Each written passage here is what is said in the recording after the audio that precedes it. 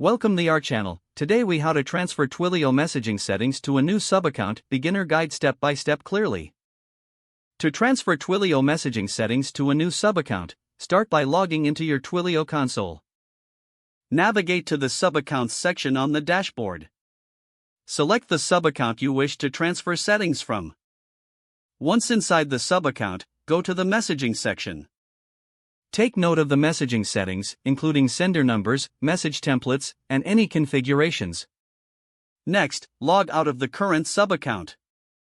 Now, return to the main Twilio dashboard and create a new subaccount. After creating the new subaccount, navigate to its messaging section. Refer back to the settings from the previous subaccount. Copy the sender numbers, message templates, and configurations you noted earlier. Paste or enter these settings into the corresponding fields in the new subaccount. Make sure to double-check for any discrepancies between the two subaccounts. Once everything is copied, save your changes.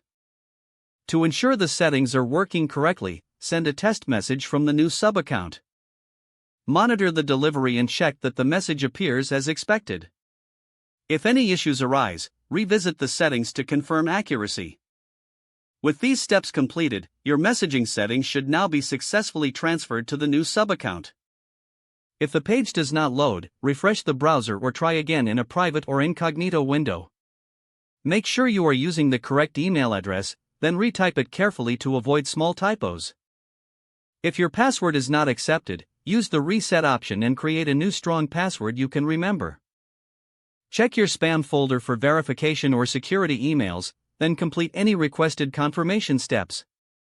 Enable two-factor authentication if available to improve account security and reduce unauthorized access risk.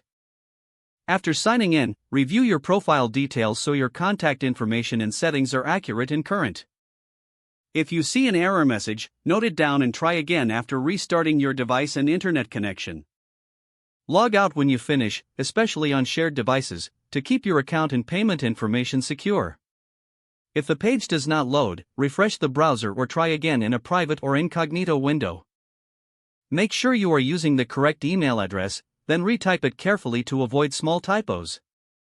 If your password is not accepted, use the reset option and create a new strong password you can remember. Don't forget to like this video and subscribe to our channel for more step-by-step tech guides.